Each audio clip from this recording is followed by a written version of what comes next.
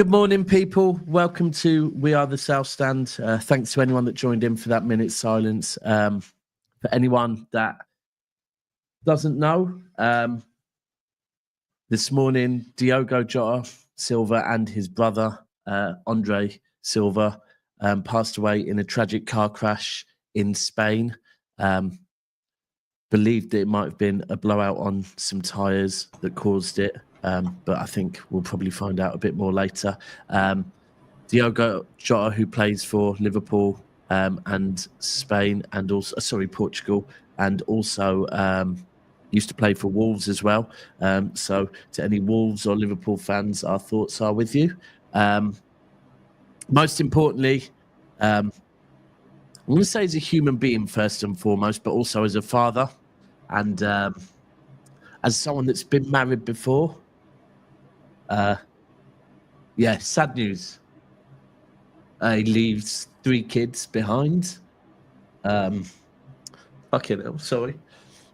And a wife who he got married to 5 days ago. So sad news, man. Sad news. Nothing to do with football. This isn't about football today. Well, this show will be about football, but this isn't about football. This is about a human being. So rest in peace and thoughts to all the family and loved ones. Sorry, that's the emotional side of Jordan. Anyway, let's move on now. How are you guys? Anything you want to say on it quickly? Martin, you go first, mate. Yeah, as a human being, father of 4, self, it shouldn't happen at that age. Deepest condolences, thoughts and prayers with his family, his children, his new wife.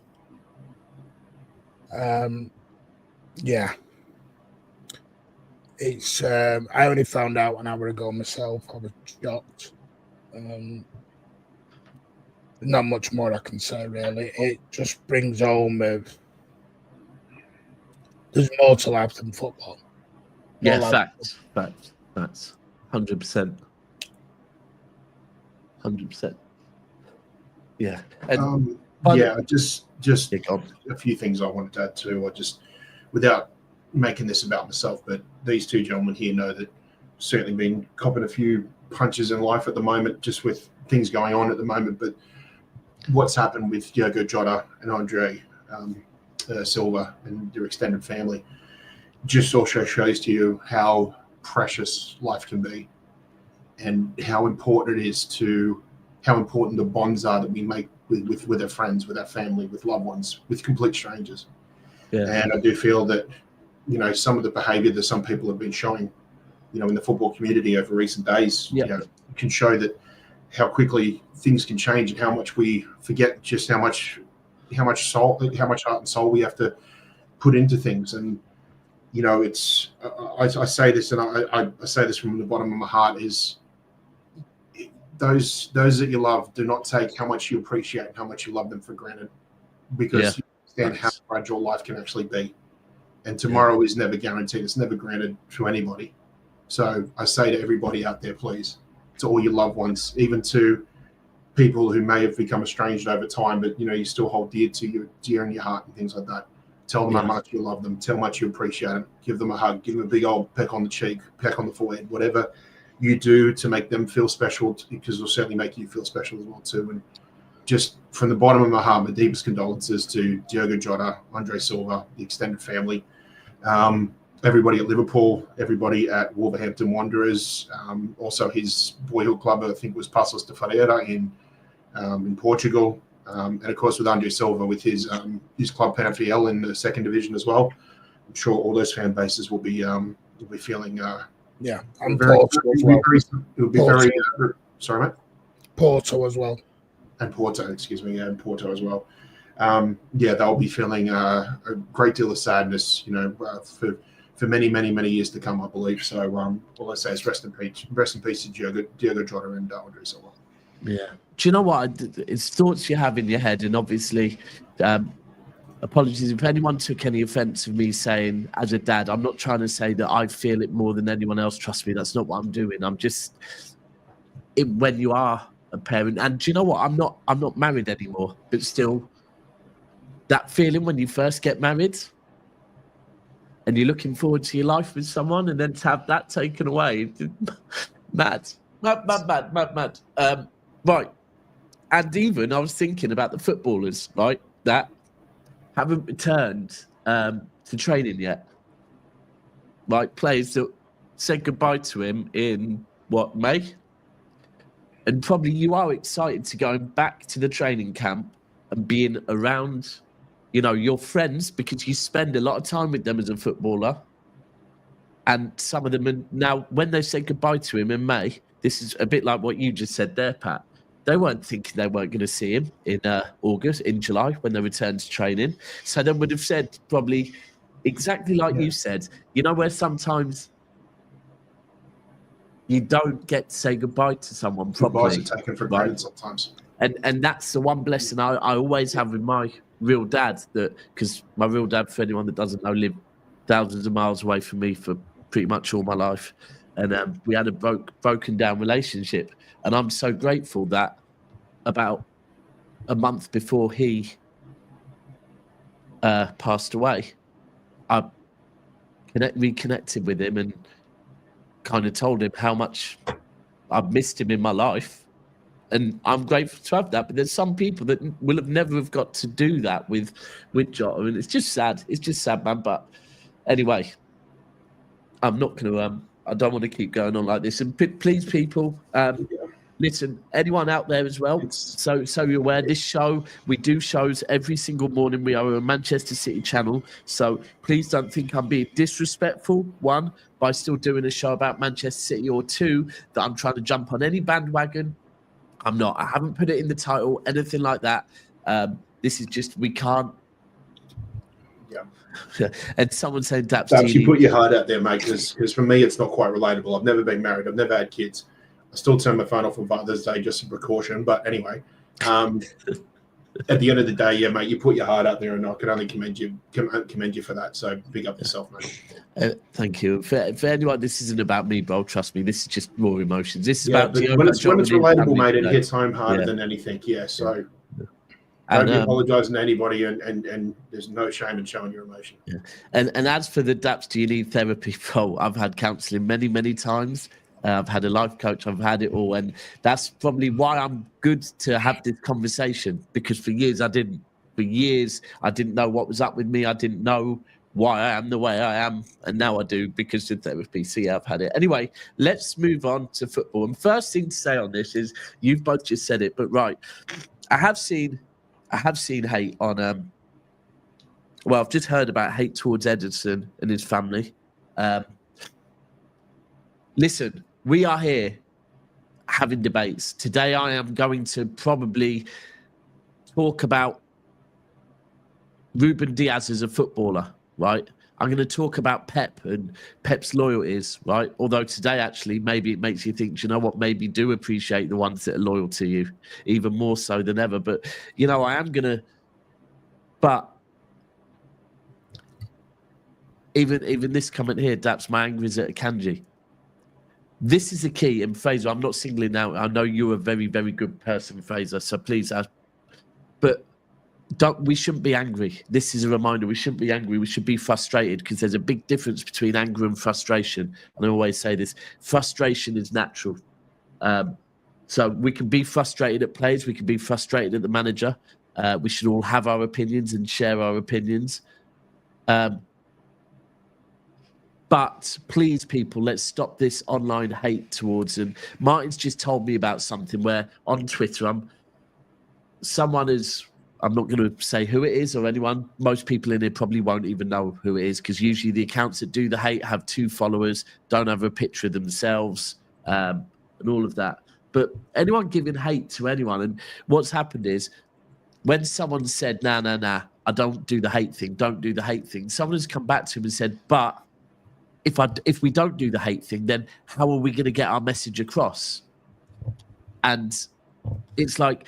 You can be frustrated, but don't get personal. And that is not about this panel. That is about footballers and bringing in footballers' wives. And do you know what? Even recently, and I haven't seen it because I don't feel to watch it. We'll never watch it. But there's something recently that's happened with a gal, I believe, and someone on another panelist on the show starting to talk about Igal's family and stuff. People, there's no room for this. Listen, me and Igal go back and forth for fun. Some of Igal's football takes are insane, but Igal is a very good person, right? And and guess what?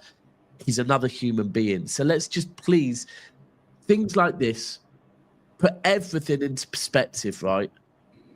A wife has lost her husband, who she married 5 days ago, who she thinks she's going to spend the rest of her life with.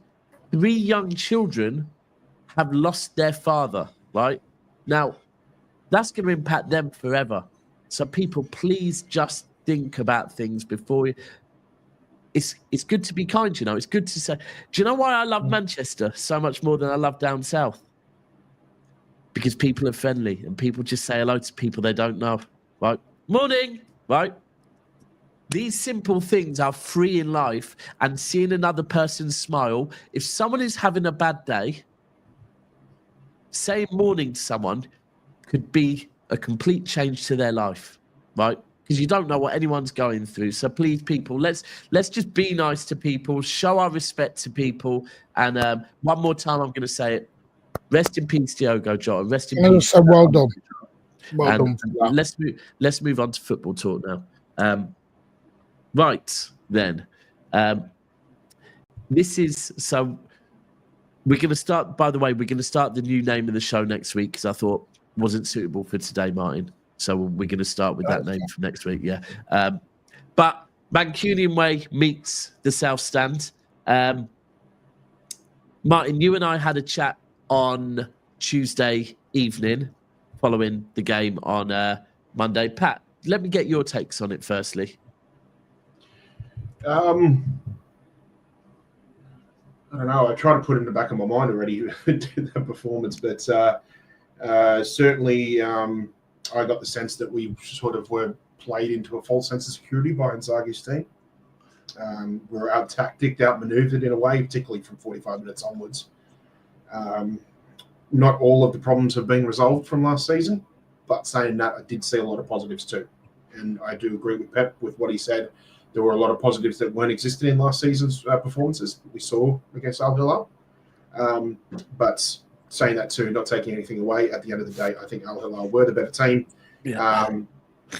There are still some questions that need to be answered, and I think this, now that the players actually get a well-deserved break, some players are getting the break for the first time in about 4 years, and I couldn't be happier for them in a way. Am I disappointed around this tournament? Of course I am, but we move on, and I think what we do this season coming up isn't going to be defined by one match against a team from another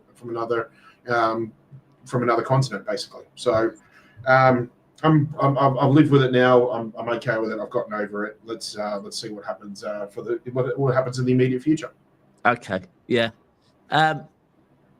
Yeah. I mean, Martin, you and I don't need to go over it. We've gone over it many times. They've got 4 weeks off now. They're due back 28th of July. And I just hope people, I hope they get a good rest. Have a really good rest, spend time with the families, get back on the 28th, and just take the well-earned rest. What's done is done. There's no point in going over it and over it. Yeah. Well, here's the game I mean. Right, okay. Here's where I disagree with you. For me, I hope that there is a deep dive on the game. I hope there is. I hope that it involves Pep Linders. I hope that it involves Pep. The rest of the, like, before the whatever, are they reporting back on the 28th? Is it 28th? They're reporting back on. Yes. Yeah, day after my birthday. 3.5 weeks. Yeah. Because have you heard Pep's comments? Pep's come out with some more comments about the World Cup, which actually does show me. I think he was half taking it serious, half pre-season. Yep. It's in the MEN this morning. It came out this morning in the MEN from Simon Bajowska. Right, yeah. So Guardiola admitted that the Club World Cup could have a detrimental effect on City's season after criticism from Thomas Tuchel and Jurgen Klopp on the workload of the players And this was the quote: "I try not to think about it, otherwise I will be so anxious." He said before the Al Hilal game. Yeah, we will rest the time the Premier League allows us, game by game, month by month, and maybe in November, December, January, ask me, I may say, listen, we are a disaster, we're exhausted, the World Cup destroyed us. I don't know. It's the first time in life this has happened. We're going to try and be relaxed, enjoy the days that we have here, the good vibes that we have, the competition, try to win it. But the most important thing is to recover, re-find ourselves what we were. That is the main target of the tournament. Yeah. And look, this is... And we definitely were, right? You can see it from the pictures we spoke on it. And I think the most important bit of, the end of the tournament, I presume they're all back now, or maybe some of them might have stayed over in America and gone, Disney with their family. And there's all sorts. I mean, yeah, I would imagine they probably would. Stayed out there. I think a few of them would have, Like, it's while you're over there, you know what? You got your kids there. Got your families there, go and have a few days at Disney, go or if it's not that, go in San Francisco while you're over in the States. Listen, if I was over there, I would be going somewhere else. So yeah, but I hope that before they all left that, Pep, and I'm sure he will have, but it was left on a good note, no one left down, right? And naturally there will be down because we've just been knocked out of a tournament, right? But just guys, remember, the team spirit here, what we've rebuilt, we're back to, we have to remember, it's very easy to look at the last, and I was saying this yesterday, it's very easy to look at the last game, and we are going to break it down, and my concerns, I'm going to speak on it, so please, people, don't think I'm glazing anything. I've got serious concerns, right? However, we beat Juventus 5-2. We got told Juventus, they're not that great. Real Madrid only beat them 1-0, right? So there's been a lot of positives to take from this tournament. A lot of positives. And do you know what? I'm going to go back before the tournament. I'm going to say form, but even if you want to take it as results, between January and May, we are the most informed team in the Premier League. Factually, right? And results win prizes, yeah? So we have to openly say we are where we are. So there are positives for us. Now, my negatives are, of course, PTSD. That conceding 4 goals. Right, let's put it really simply, because people will talk about we need wingers. People will talk about this and that. You score 3 goals in most games of football, you win the game of football. You concede 4 goals in a game of football, you usually lose a game of football, right? So the fact that we conceded 4 goals, it takes me back to Feyenoord, takes me back to Tottenham, takes me back to Arsenal, to be fair as well. And it just is that. And the most important thing, it reminds me how vulnerable we are on transitions, right? And for me, that is the thing that needs to be resolved. It's the transitions. Martin, how do we, right? Because we discussed the other day and we both agree that we are a team that, because of the way we play, we're liable to being hit on the counter, right? Mm-hmm. Is that a concern to you, firstly? Yes. A concern right now, yes.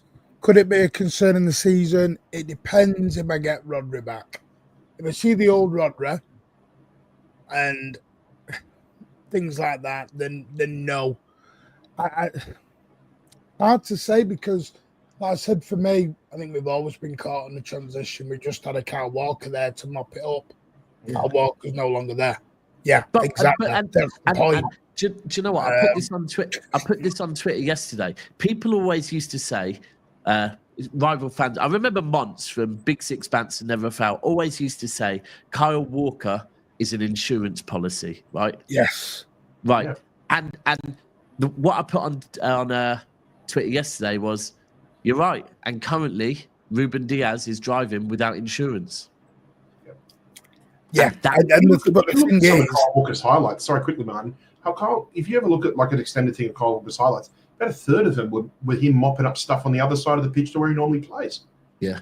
The man was just an all pitch basically insurance method. He covered everything besides just doing his own job. Yeah, he went above and beyond. He did, did a lot more. Yeah, and we can move over to Tottenham's a great example. To be fair, the amount of times I've seen Van der Ven be an insurance policy for them, right? And I hate to say it, but if you were to go and look at Khusanov's highlights for Manchester City, guess what? There's probably already a couple of him doing that, coming from one side to the other side and cleaning shit up. And this is where I put options out there on the last couple of shows that I'm not saying replace Dias with Khusanov. I'm saying we could replace Dias with Khusanov. We could also play Khusanov as part of a back three, right? But what I am saying is that we need an insurance policy again. We need pace. We need someone with serious pace and the ability to defend. I don't think there is an answer. I don't think there's a full answer on this. I really don't. Unless you are just going to go and buy a 100-meter sprinter at the back. Everyone's going to go and have a cushion up and everything else. That's fine, but he's still a young lad. Right. Okay. So then this probably moves us that right there. Sorry, let me remove that comment. That comment right there. Probably the perfect comment to lead on to another frustration. The frustration being that we've just finished potentially our pre-season and we haven't got to see our young lad.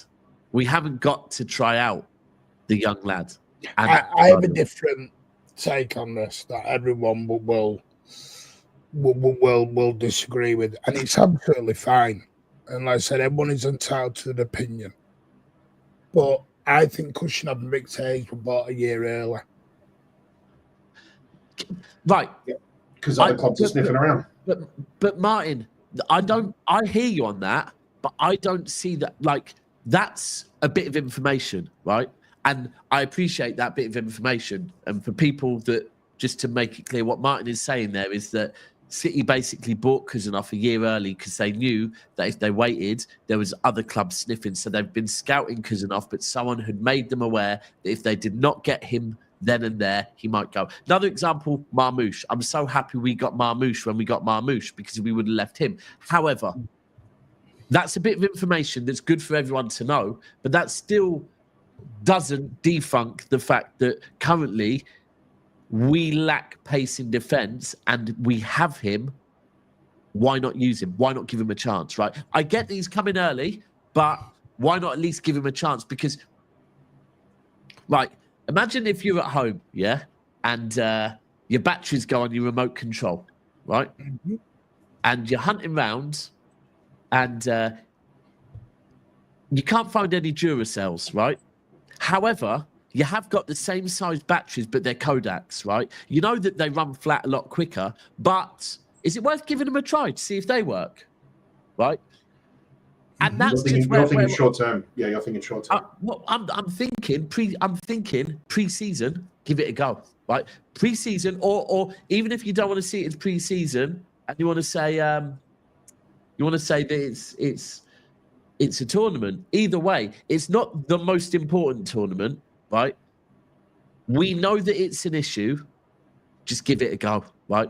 Give Khusanov a chance, whether it be at centre-back, whether it be at right-back. And there is this, of course, he's not a right-back, Daps, no problem. Zinchenko wasn't a left-back. Delph wasn't a left-back. Like, the one thing I would... in fact, and I personally think playing a centre-back with pace as a right-back... No, I think it should be played. It depends what you mean by played. Do you mean every game? Do you mean... listen, I think he should be dipped in and out when given opportunities. But he wasn't given enough. And this is... Do you know what? Like I said on a show yesterday and the day before, everything I am saying, hindsight is a beautiful thing, right? Mm-hmm. I can sit here and say what I wish Pep would have done. But at the same time, when we were riding the wave... I wasn't here saying that. I was here going, perfect. I'm not thinking about what we need to try out. I'm thinking about winning this We tournament. do all this all the time. We did this. Yeah, Rico, yeah, it's a give him a go, give him a go, and then the fan base turned on Rico quicker than sour milk. Yeah. Always remember that. It won't take long before if Khusanov doesn't do what people are expecting, they'll turn on him. Because what we're trying to do, we're trying to look for the win now solution. And then when it doesn't work, gives players the time to settle in anymore. No one does that, but we're too impatient. And Martin, when it does work, the fans that were screaming out for him go goldfish memory. These are the same people, though. So you can't win. You can't win. Yeah. But look, the thing is, though, for anyone that is right, and here's my thing. Let's talk on Pep for a minute. My thing here is Pep needs to be right. Everyone is bang on and correct to be criticising Pep right now. And let me just remind you, criticise Pep, yeah? Not be rude about Pep, not call Pep names, right? It's just to be critical of Pep, because at the moment, like, for me, Pep has shown me reasons to be critical. I've seen them for a while. I've always had worries about the defensive side of things, right? And how much time does he actually put into defending? Now, I'm not someone that thinks we should ask Pep to change his system, by the way, because Pep's system has won a treble at City, a domestic treble at City, a treble at Barcelona, right? I don't think that Pep is going to change his system, and I wouldn't ask him to. But what I would say is, stop being blind to the issues that sometimes arise in your system and think, why did these not arise before? Because, Martin, you're right. We've always been able to be hit on the counter. The difference was we have Walker. So when Pep's looking at it now and going, and there's a few things. The first obvious one is we've always been hit on counters, but why are people scoring more from these counters now? And the first answer to that is probably Kyle Walker, right? So there's one. There are other things that it is valid. The midfield. Maybe the midfield has become more leggy when you've got Bernardo and Gundogan in there. And so maybe we're not tracking back and winning the ball back as quickly. There's other things. Maybe the press up top isn't as good, right? Or maybe it's the fact that, with the players we had in the final third before, they just didn't give the ball away as much. And maybe now with Savio, Doku and whoever, maybe they're giving the ball away a bit more. Either way, we have to be critical of Pep because it's his job to stop this. And when you see games like that, it throws you straight back to what we saw last season. Now, at the moment, anyone saying Pep out is absolutely insane, in my opinion, right? Because it's based on one flashback to PTSD, right? And it's also pointless because the board ain't going to sack him. Yeah, but I hear you on the pointless thing, but at the same time, even if someone said, Daps, we're not signing a right back, I'm still going to be here saying, I think we need a right back. No, I agree, but for me is, if you're just going to say Pep out, for God knows how long, you're never going to be happy because it's never going to happen until it comes to the end of his contract. Well, yeah. What do you do? For the next 2 years, you just scream Pep out. You're going to be a very unhappy person for the next 2 years. Yeah, they're mad. But the thing for me as well is because I do get the PTSD, the flashbacks, right? And one vibe, here we go. So one flashback hasn't been able to deal with transitions for a year now. It's just a recent problem. It's not just a recent problem. Right. So let me explain to this that we had this period, right, that was really, really bad because I'm sorry, we all know we've been open to transitions for years, yeah? But guess what? During that period, we won 4 leagues and we've done a treble. No, but what he did was he slightly adjusted systems so he'd play a box midfield. He'd do different things. Either way, yeah. Prime example, John Stones. He would play as an extra midfielder, and then with his defensive expertise, he would usually be in positions where he would cut off counter-attacks before they even began. So that's a big factor as well. But here's my thing, right? Is that what PTSD, and we're talking football terms, but in anything, is a trauma that you've been through a while ago, right? So we've all got this. Yeah. So we've all got this trauma from late October through till January, right? We've all got that trauma. Now, just like in any other situation, you will have things that bring that make you flashbacks to then, right? But you can't just, the minute you get one flashback, go, yeah, that's it, and throw your toys out the pram, right? Now, I'm going to be clear with you. If the season you starts... start getting rid of that idiot, by the way. Who? Simpy the Gimper. Thank you.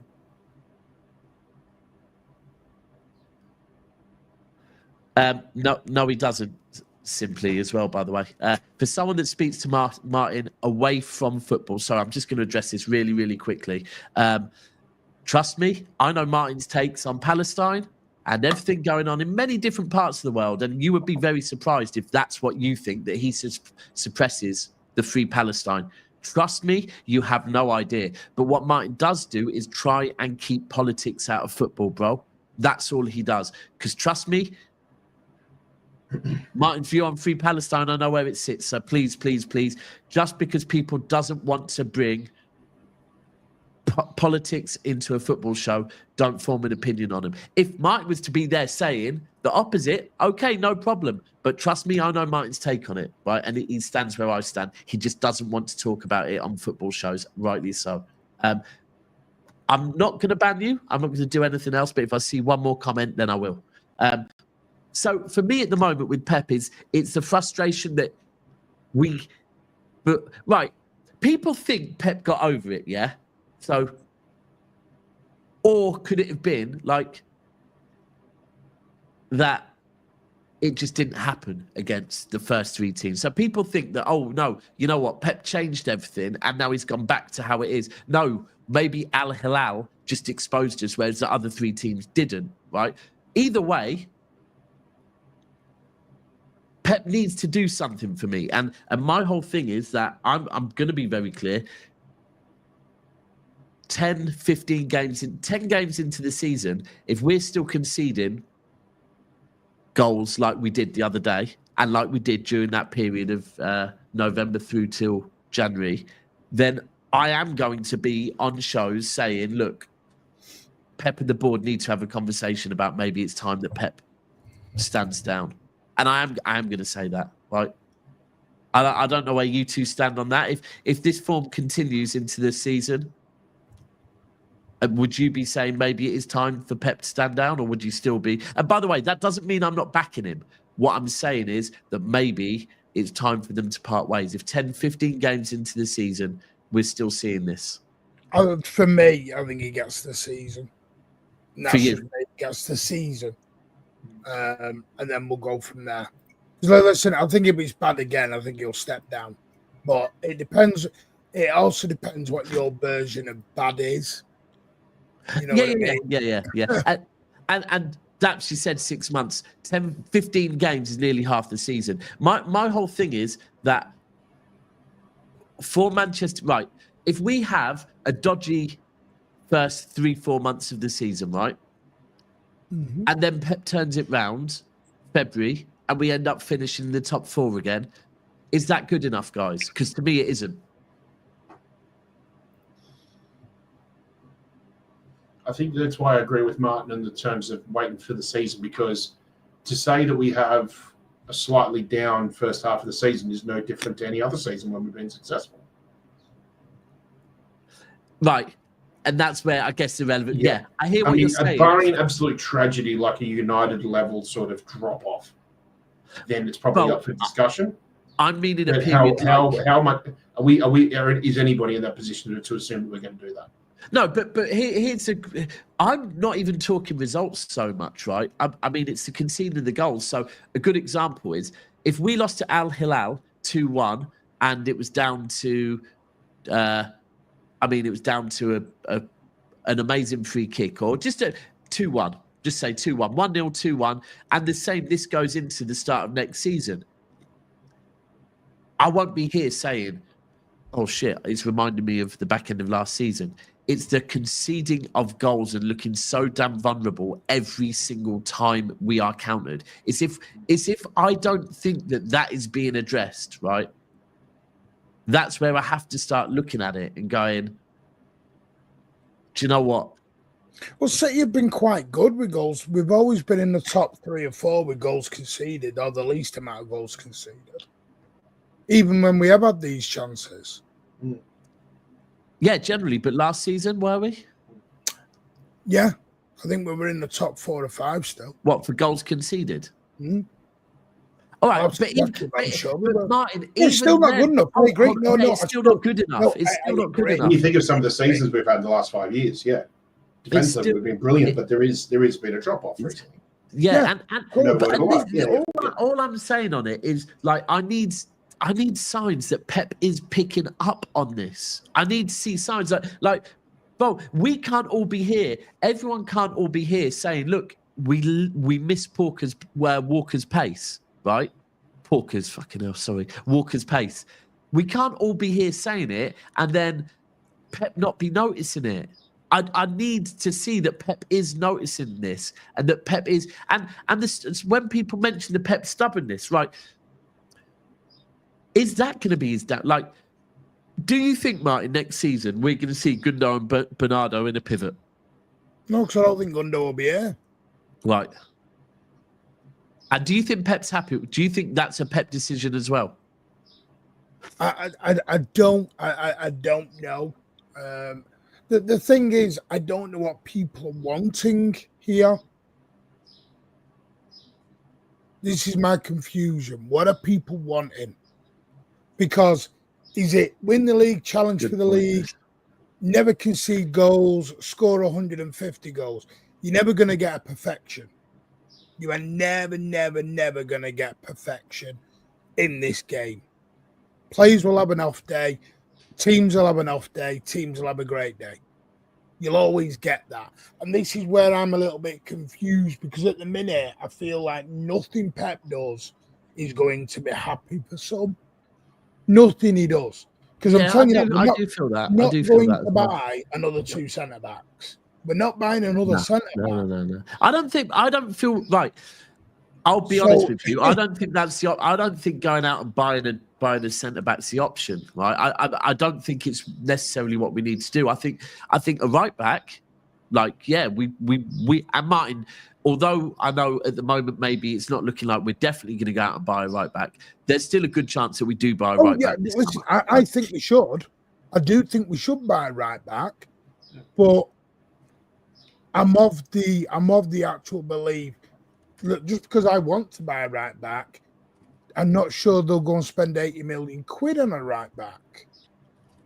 It's not the person I'm disputing, it's the fee I'm disputing.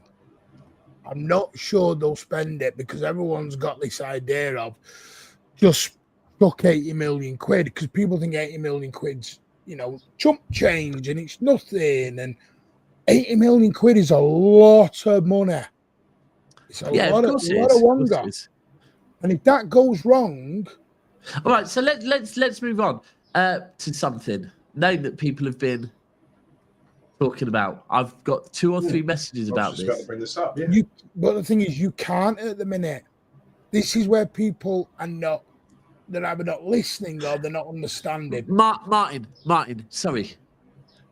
I think sometimes this is where people get you confused, right? Or not get you confused. Mistake you. That what you do is, right, you try and talk very matter of fact and very, this is, because you are a bit more in the know than a lot of us, right?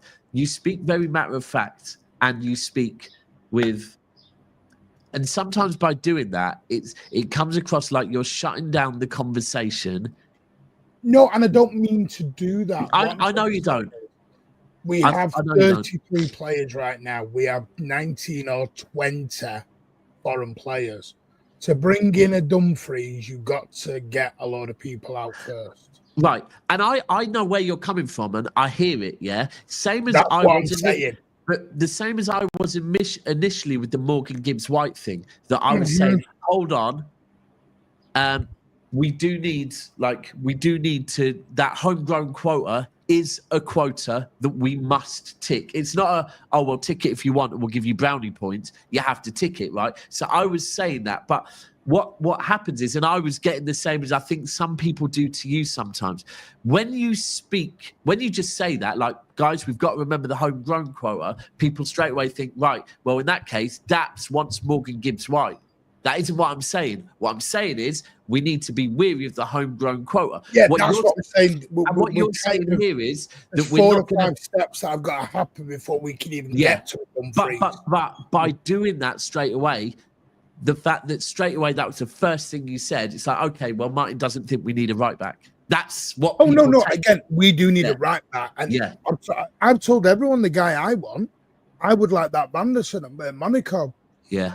But the trouble is, he's 23, and because of the rules right now, it's very hard because the trouble is, I'll tell you why it is for me, and I try and do this. I'm trying to step away from this a bit on YouTube. Is when you mention a name or you talk about targets, people get all excited and people get all right. He said, because about it in my show, you come back 3 months later, don't they, Pat? And they go, you mentioned this guy's name, but what's the point of mentioning the name when the 4 other people that need to go haven't gone? But this is the thing. I hear it, but we can still have the conversation about what players maybe would fit us and what players maybe we could go out and get. Listen, I would have Livramento and I would have Anderson, but re-signing Rico Lewis to a new contract is telling me something already. Yeah, I'm not. How do you feel about that?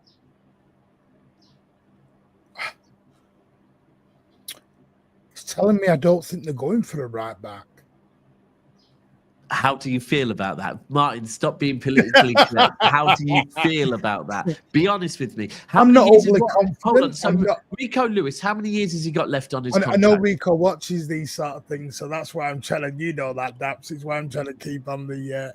I hear it. Look, right, so how many years does Rico have? You must watch him when Alan's not on. You must watch him when Alan's not on. He doesn't listen to everybody from Whitefield. Alan's getting a signed Rico shirt and a pint in the pub. He already wants a statue of him. So how many? It worries me because I don't see if he is going to sign the contract. It does worry me.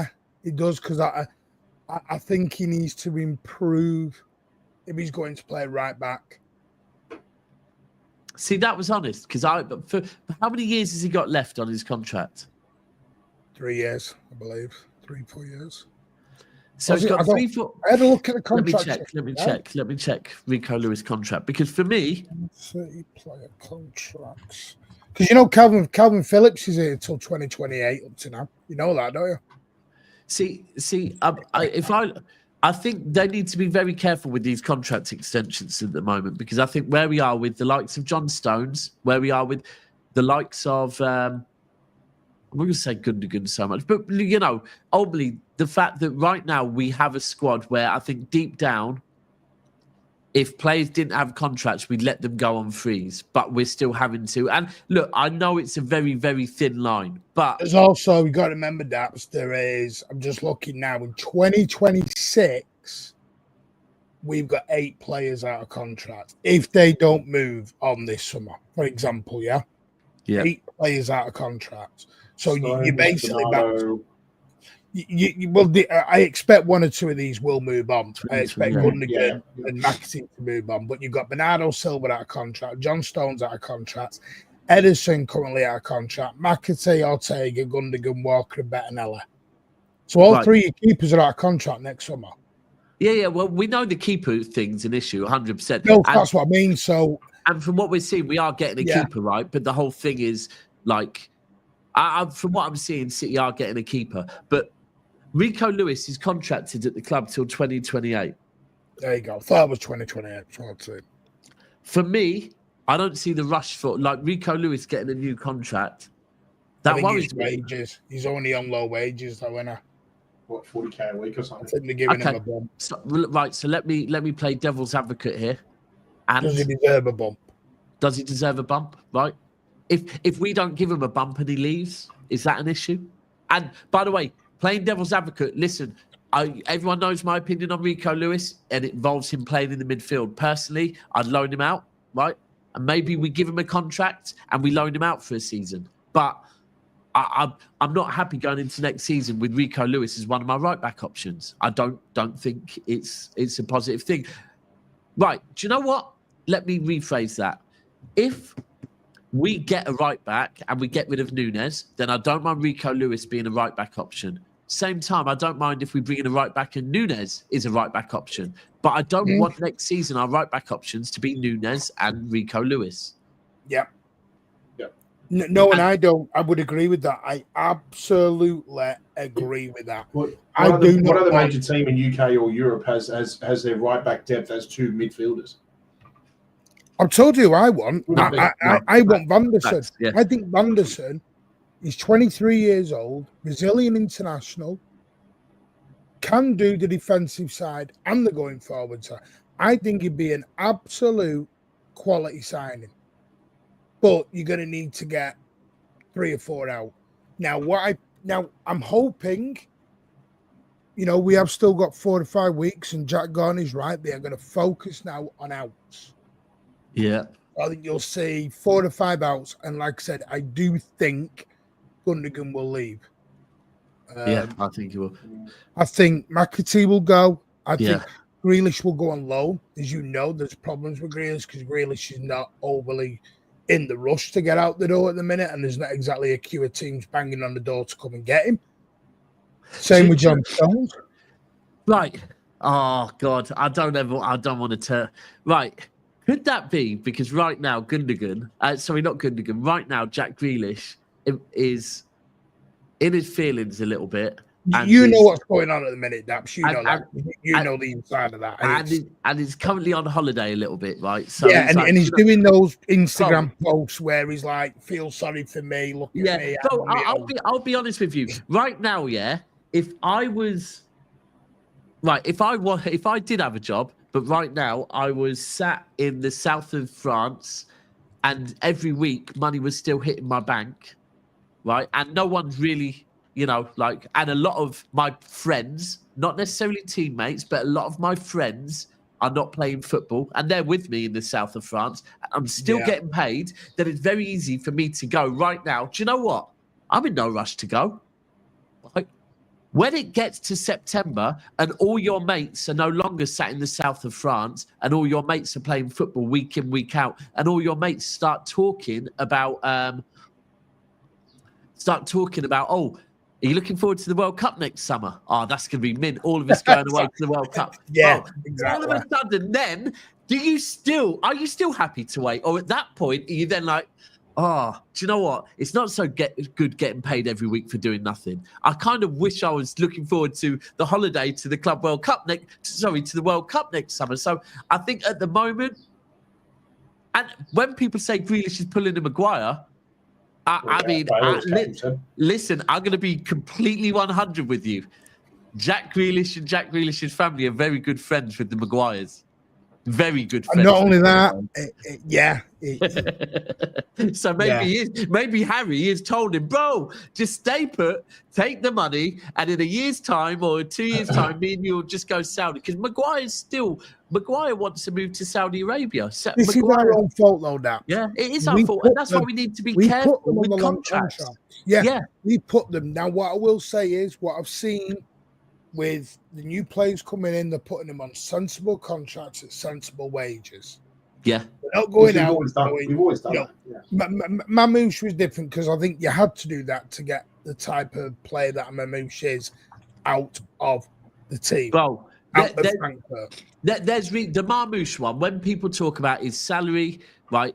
Firstly, if people talk about the fee, I promise you, if we didn't get Mamouche in January, Mamouche would now be being spoken about as £100 million player. Yeah, he was hitting numbers better than Burns. Yeah.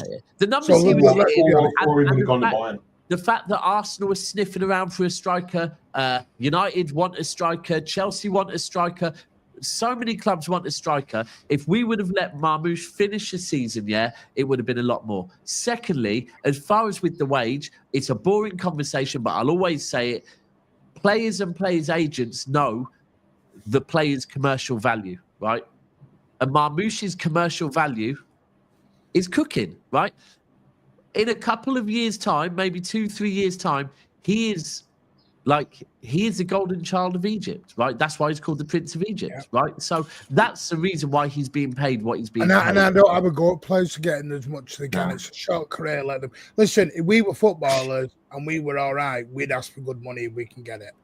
Yeah. So Ruben Dias has 2 years left on his contract. So yes, I can understand why he's at that 2-year mark. Yeah, I can understand it, right? But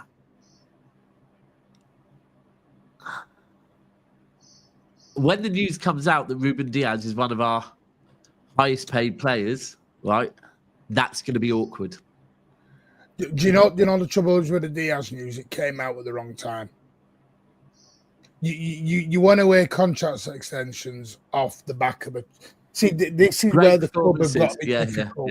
Ederson was the same. Because for a year, and then he has a howl against Juventus. But on the back of the treble, we all went, no, they all deserve the bump, and they all deserve the bonuses, they all deserve the new contracts. And then you go, okay. But now they're on the back of a bad season. Now they're on the back of people having a bit of a meltdown, and they're blaming certain players. So, and now you're spot on. Bro, you're spot on. And you look at even little things like Ruben Dias, and this is the problem. I'm going to be completely like, when someone just said a minute ago, whose idea was it to give Jack Grealish 300 grand a week? Again, the reason why Jack Grealish was on 300 grand a week was because of his commercial value. The commercial value of Jack Grealish was proven because he came in and he sold commercially, Jack Grealish still now is all over newspapers. And like I said the other day, although newspapers pull him up for having a little drink, they pull him up in all cheeky Jack way. And that is, the club won't be mad at that because it's like, do you know what? Yeah, commercially, Jack Grealish still does have a value. Again, with Ruben Dias, this is the awkward conversation. That the same thing people are saying in the comments, why can't Grealish take a pay cut legally? They've signed the contract. Yeah, they've signed the contract. You cannot make them take the pay cut. Do you know what? Sometimes I think when people say something like, why is Gundogan still here? Why is this person still here? Why is that person still here? Maybe it is because in different countries, contracts are different. Maybe. That might be it. In the UK, you can't break contracts. Once you have a contract, right, like, that's it. So Grealish taking a drop to 150 grand a week is up to Jack Grealish, right? And this is what I'm saying. Right now, Jack Grealish is sat with his mates who are also footballers, probably thinking, I'm getting paid and none of us are playing football. In 3 months' time, when all his mates are playing football and he's not, then maybe he might be thinking, I should have took a pay cut. But right now, we're not in that place. Now, the thing with Ruben Dias is that if we're being honest with Ruben Dias and where Ruben Dias is commercially, right, not from a football point of view, Dias is going to be given a fucking huge salary, bro. Like, we already know it. This Maya Jama stuff, the fact he's now doing the social media thing, bro, Dias is going to be asking... bro, Dias is getting a bumper pay rise, right? And it's not like, it's awkward. It is whether, and by the way, let me be clear. I'm not one saying we should get rid of Dias at all. I'm not even necessarily saying drop him. I'm saying dropping him is an option. Playing a back three is also an option. But, bro, this is awkward with Dias. He's going to get a big pay rise. Let's be honest. Right now, unless your name is Khusanov or Victor Hayes, all the defenders are getting it right now. Vardio isn't really, is he? That's the one I don't understand, and I don't want to be really nasty here and go after people. Gabardio's made more errors than Ruben Dias. Right, the reason why... Josko Gabardio, and he's a very, very... Listen, I think he's phenomenal. This is constructive now. The same way I get told we should be allowed to do this. Josko Gabardio has made more errors than Ruben Dias and Akanji. But because...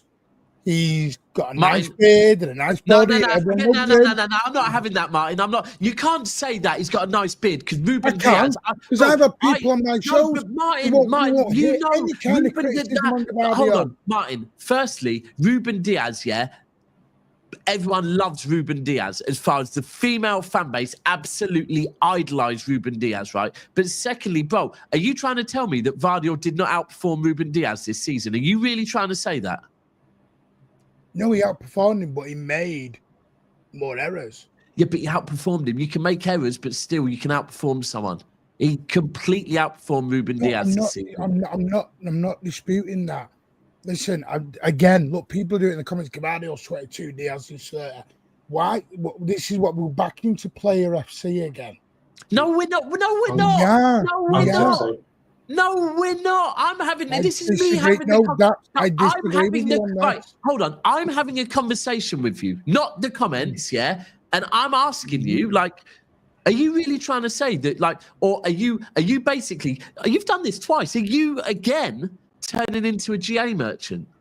No, I'm not. So what? So what's your argument then? Because I want to have a fair conversation and a fair debate and an honest debate. Right. So honestly, okay. No, because it's not flavour of the month with me. Like. Who had a better season? Guardiola or Dias? Oh my good lord! For me, yeah, Guardiola. But I'm listen. I'm going to be honest with you. I don't think anyone had a great season. No, of course not. But Guardiola had, bro. Pat, am I being wild saying Guardiola had a substantially better season than Dias? And tell me if I am, please. I think I do personally believe. I think overall Guardiola did have a better season than Ruben, but sometimes you can still have good seasons and still have errors that lead to goals. And agreed. Can determine win losses and certain amounts of points that determine where you end up in the league in that season. I totally get that. Yeah. But what we're forgetting about with Ruben is the fact that, and I've said this from day one since we signed him, is, and I'm not going about the marketing side of things too, it's just that Ruben, this is an age thing as well too, but also Ruben does things at the moment that basically Guardiola we hope will do in the future, be more of a leader. You know, sooner or later, once Ruben, Akanji, you know, your slightly older defenders, you know, are out the door, Guardiola's probably going to be coming in to be the leader of that back four, that defense. You know, Vita Hayes, Khusanov, they're going to have someone that they need to look up to as well. And that's the sort of thing, where until he's able to do that, then he's going to be on less of a contract because he has less responsibilities. He's not as much in the limelight in terms of being a captain at the club either.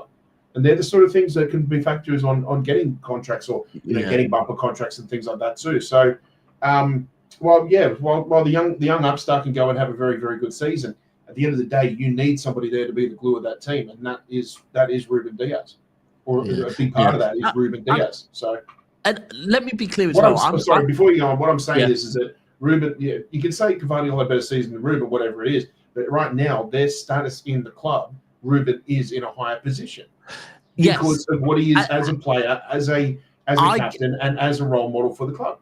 And I get that, right? I get that. And let me repeat again, because I am not Ruben Dias out, right? I am not saying even Ruben Dias should be dropped. I personally like the idea of Guardiola. And actually, we must not forget the back end of the season, the Dias-Guardiola partnership and how good it was for us, right? For me, my ideal is that we either get a right back with pace or the other option is we play three at the back, right? And we play Khusanov there, right? I'm not saying Dias, or another option is just Dias gets dropped for a few games, right? Just give him a break, right? Take him out. So I'm not Dias out at all, but I'm just bringing up, I guess I'm doing a Martin here. We're just giving some facts to everyone to be ready that in the next couple of weeks, we are going to see Ruben Dias get a contract extension that makes him one of the highest paid players at the club, right? He's not going to be on Haaland level, but he's probably not going to be too far behind what Rodri ends up being offered. And the reason is this was the because he's a captain. Yeah, and people and also, and also the commercial value things. I repeat, yeah, and this is where it's really awkward because Martin, you always say people want to take it to that he's the flavour of the month, or people want to have a conversation about Maya Jama. These exact reasons are why Ruben Dias is going to be given a lot of money, right? And for me, it's awkward because at the moment the system doesn't suit Ruben Dias. Like I said, Ruben Dias will get back to being Ruben Dias when we go and get that insurance policy that was Kyle Walker. Whatever the new insurance company is, the minute we get some pace in that team, and by the way, that's where I'm saying Khusanov at right back, yeah, as a 3 at the back, as a right centre-back, next to Vardy and Diaz, could unlock Diaz and take Diaz back to being the old Diaz.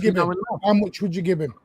Bo, Bo, this is not a...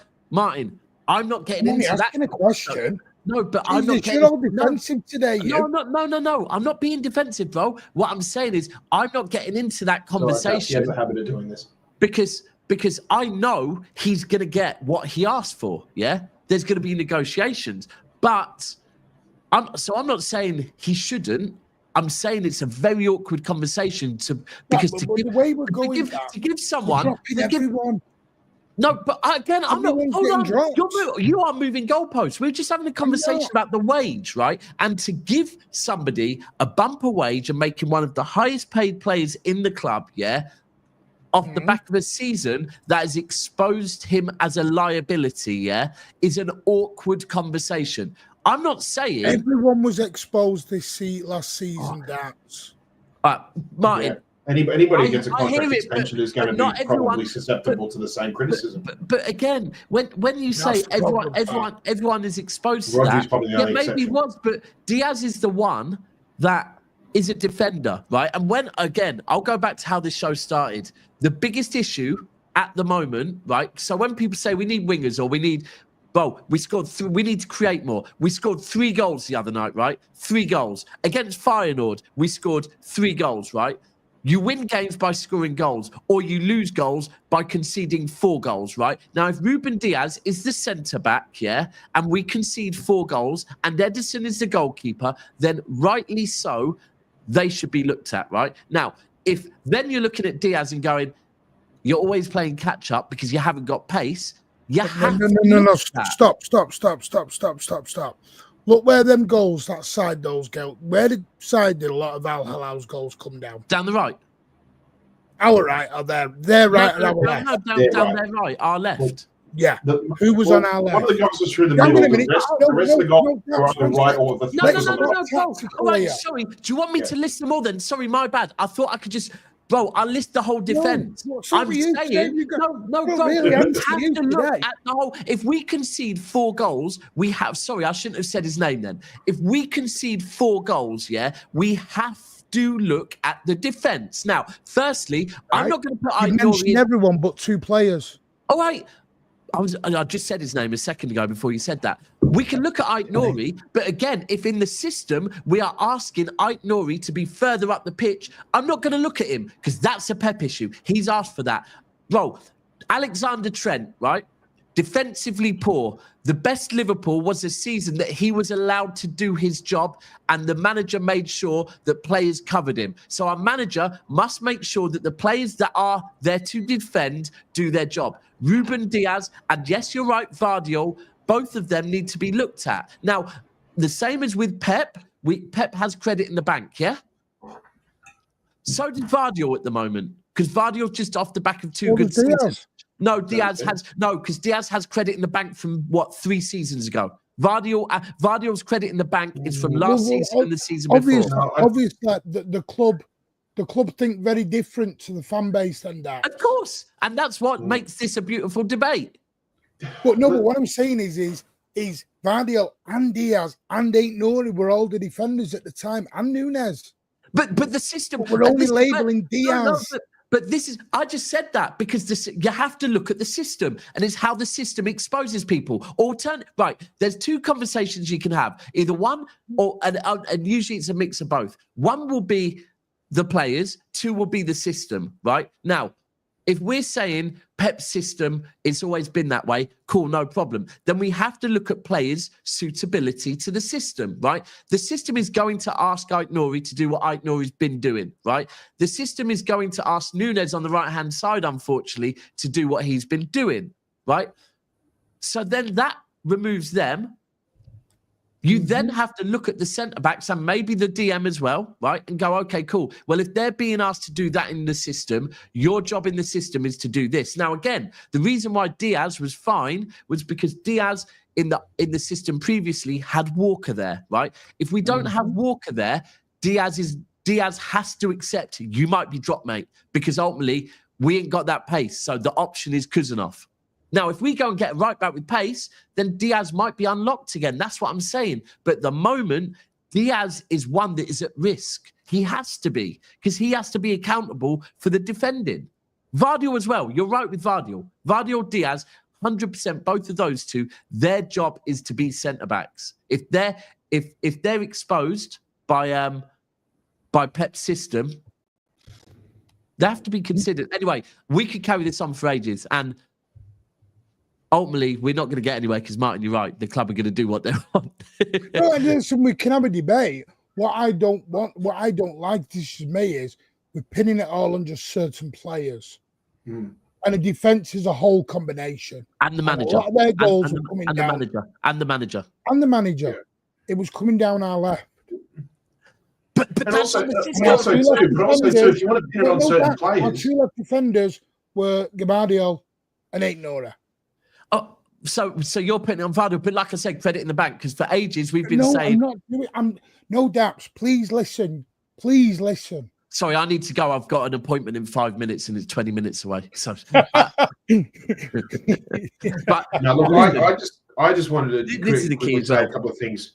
I think we're also forgetting too about. And by the way, I'm not rattled at all. No. So people in the comments, guys, go on, Pat. Please, just a couple of things too. It's like, well, you look at the manner in which we conceded some of those goals. Well, and the other thing you got to look at too, I think a lot of the players have to take some sort of responsibility for those manner of the goals. Why aren't we looking back at the source of the problem, where the ball was dispossessed? Which is that I did say that at the start. That you can't just necessarily go back to the defence. You've got to go back to what happened 50 yards ahead of them before they were even put in those positions. That is a very valid Another point. thing as well too, and this is why I'll always rest on not being pro Diaz, but always you've got to understand what he's done for us. That whether you call it credit in the bank or whether you say that you think he's a good defender or not, let's not forget something. Since he signed in 2020, right? First season, what was the best centre-back partnership that we had at the time? And I'm not talking about everybody else around him. You're right about Kyle Walker being an insurance policy, but who was the best centre-back partnership that we had? Diaz and Stones. Yeah. 21-22 season. Who was the best centre-back partnership we had at the crucial time of the year? Diaz and Laporte. But we had Walker there protecting him. This is a whole thing. That's why I said it. That's why I said it at the top. That's why I said it. Diaz. That's why I said it at the top, because when they had him there, that's when they're able to play their natural game. But saying that too, regardless of whether Walker was there or not, because we can go back to this season, the shocking season we just had, and our best centre-back partnership was still Diaz and Gavardi. Yeah, I agree. But the other important thing too, I've always said about Ruben Diaz as well is Ruben Diaz falls into a bracket similar to Vincent Kompany for me in a way. I'm not talking about the leadership. That's a different sort of thing.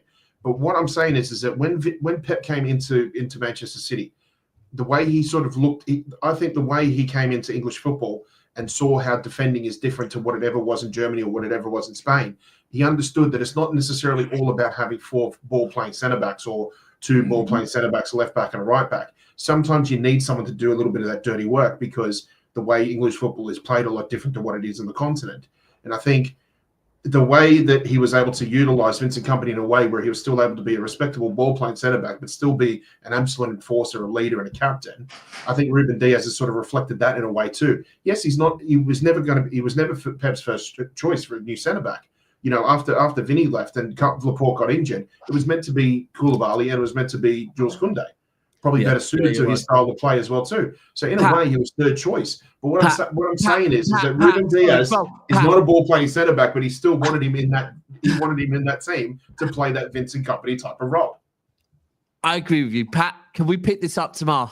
Please, because I don't. Right, fine. I'm going to be up in about 8 hours anyway. Yeah. We'll pick this up tomorrow. Sorry, I'm going to probably miss my appointment. Sorry, that was my fault as well. I should have timed the show better. But appreciate you both coming, people. We will be back later on today. I've got to rush out, so I've got to end the show, everyone. But love to everyone. Love you both and your opinions. And lastly, of course, RIP to Diogo Jota and Andre Jota Silva.